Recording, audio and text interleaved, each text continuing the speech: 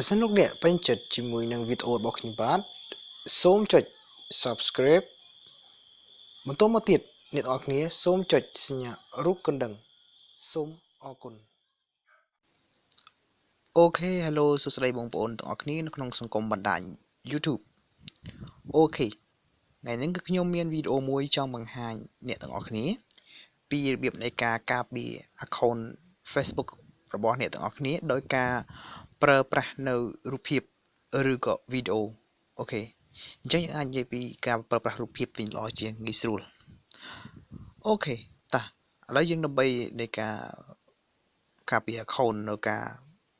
ប្រើប្រាស់នៅរូបភាពអ្នកទាំងអស់គ្នាអាចចូលទៅកាន់ Facebook របស់អ្នកទាំងអស់គ្នាបន្ទាប់មកទៀតអ្នកទាំងអស់គ្នាសូមយកត្រង់នេះបាទអញ្ចឹងដោយសារតែខ្ញុំដាក់ទូរស័ព្ទផ្ដេកអញ្ចឹងវាឃើញខ្លះអញ្ចឹងឯង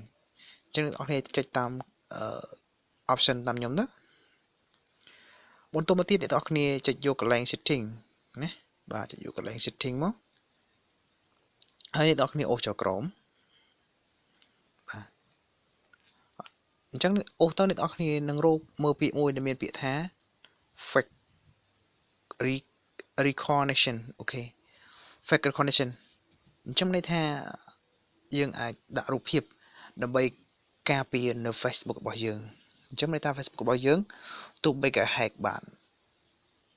ប៉ុន្តែយល់ទៅគេ hack អត់បានទេអញ្ចឹងន័យថាវាអាចកត់សម្គាល់ថាឈ្មោះហើយឬក៏រូបភាពរបស់យើងនេះគឺជារូបភាពពិតរបស់យើងអញ្ចឹងន័យថាគេអត់ប្រឡំបានទេគេចង់បង្កើតដូចថាគេចង់បង្កើត Facebook ថ្មីហើយដាក់រូបយើងគឺអត់បានទេបាទគឺអត់បានទេបាទដោយសារតែយើងបានចាក់ការពារដាក់បានទេដាក់បានប្រហែលជាមិនយូរប្រើបានយូរទេគេប្រើបានទីចំនួនតិចតួចគឺខូចឯ Facebook អញ្ចឹងទាំងនឹងគឺជាការចាក់នៅការពារនៅរូបភាពរបស់យើងដើម្បីកុំឲ្យអ្នកដទៃបង្កើតនៅ Facebook ដទៃទៀតហើយដាក់នៅរូបភាពរបស់យើងណាអូខេយើងការពារអញ្ចឹងណា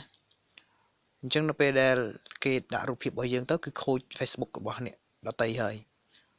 ព្រោះអីគឺជា account ដែលមិនពិតបើយើងបានដាក់ហើយគឺ account ពិតណា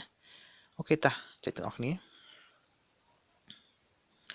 អញ្ចឹងបន្តមកទៀតគេសួរថា do you want to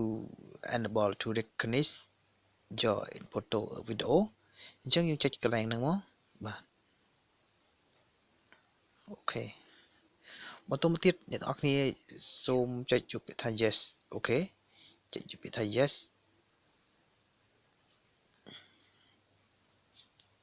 អូខេអញ្ចឹងគឺមានតែប៉ុណ្្នឹងឯងយើងចុចយក yes ហើយអញ្ចឹងអ្នកដទៃដែលយករូបភាពរបស់យើងទៅដាក់នឹង Facebook របស់គេគឺมันអាចដាក់បានទេ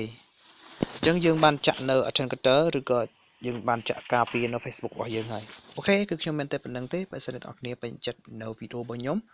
សូមចុច Subscribe បន្ទាប់មកទៀតចុចសញ្ញារូបកណ្ដឹងសូមអរគុណ